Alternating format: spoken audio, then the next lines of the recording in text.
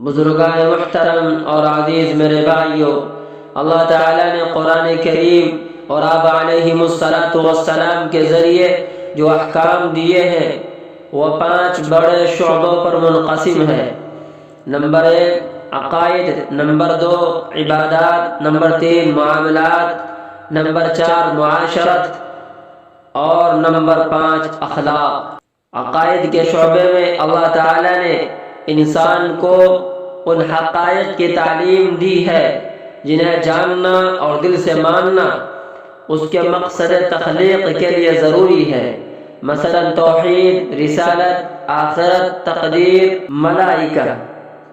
میرے بھائیوں، جب یہ عقائد دل میں جاگزی ہو جاتے ہیں اور انسان یہ سمجھنے لگتا ہے کہ اس کائنات میں حقیقی قوت و طاقت صرف اللہ کی ہے، وہ ہر آن مجھے اور میرے ہر قول و فعل کو دیکھ رہا ہے، بالآخر مجھے اپنے ہر عمل کا جواب دینے کے لیے اس کی بارگاہ میں پیش ہونا ہے، تو اس سے خود بخود اس کا میلان برائیوں کی طرف کم اور اچھائیوں کی طرف زیادہ ہوتا چلا جاتا ہے۔ دوسرا شعبہ عبادات کا ہے، جس میں نماز، روزہ، زکوٰۃ، حج اور قربانی وغیرہ داخل ہیں۔ ان عبادات کا مقصد اللہ تعالیٰ کے ساتھ ایک خاص تعلق اور رابطہ پیدا کرنا ہے۔ میرے بھائیو، اللہ تعالیٰ نے قرآن کریم میں ارشاد فرمایا، ان صلاتی و نسکی و محیای و مماتی للہ رب العالمین،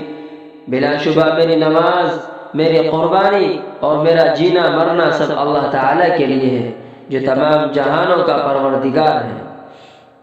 تیسرا شعبہ معاملات ہے، یعنی وہ معاملات جو انسان اپنے دوسرے بھائیوں سے کرتا ہے، جن میں خرید و فروخت، تجارت و ملازمت، صنعت و زراعت وغیرہ کے معاملات بھی شامل ہیں۔ ان شعبے میں اسلام نے بڑے وسیع اور جامع احکام دیے ہیں۔ اللہ تعالیٰ نے قرآن کریم میں ارشاد فرمایا، یا ایھا الذین آمنوا لا تأکلوا اموالکم بینکم بالباطل الا ان تکون تجارۃ عن تراض منکم، کہ ایمان والو آپس میں ایک دوسرے کا مال ناحق طریقے سے نہ کھاؤ، الا یہ کہ کوئی تجارت ہو جو تمہاری باہمی رضامندی سے طے پائی ہو۔ میرے بھائیو، اللہ تعالیٰ نے فرما دیا، تمہارے لیے روزی کمانا صرف جائز ہی نہیں بلکہ واجب بھی ہے، لیکن اس کی حدود مقرر کرنے کے اختیار تمہیں نہیں ہے، اللہ کو ہے۔ تمہارے لیے صرف انہی حدود میں رہ کر معاشی جد و جہاد کرنا جائز ہے جنہیں اللہ نے حلال اور حق قرار دیا ہے، اور ان حدود سے باہر کسب معاش کے جتنے طریقے ہیں وہ باطل اور ناحق ہے۔ چوتھا شعبہ معاشرت ہے، جس میں ایک طرف انفرادی زندگی میں اٹھنے بیٹھنے، چلنے پھرنے، کھانے پینے، اوڑھنے اور سونے جاگنے کے آداب بتائے گئے ہیں، اور دوسری طرف ماں باپ، بہن بھائی، بیوی بچوں، عزیز و اقربا، دوست و احباب اور دوسرے لوگوں کے ساتھ ملنا جلنا اور عام برتاؤ کے آداب کی تعلیم دی گئی ہے۔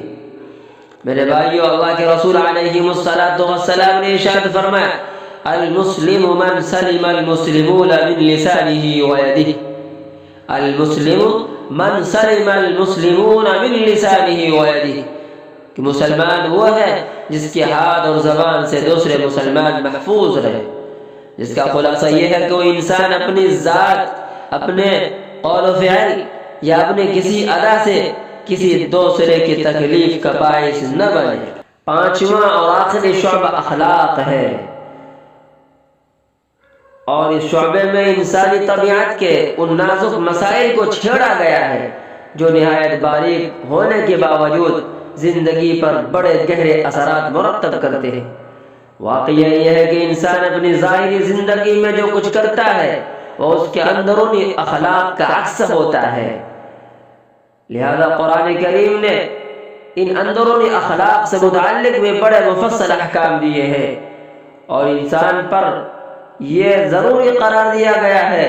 کہ وہ تواضع، ایثار، مروت، سخاوت، شجاعت، تحمل اور بردباری جیسے اچھے اوصاف سے آراستہ ہو،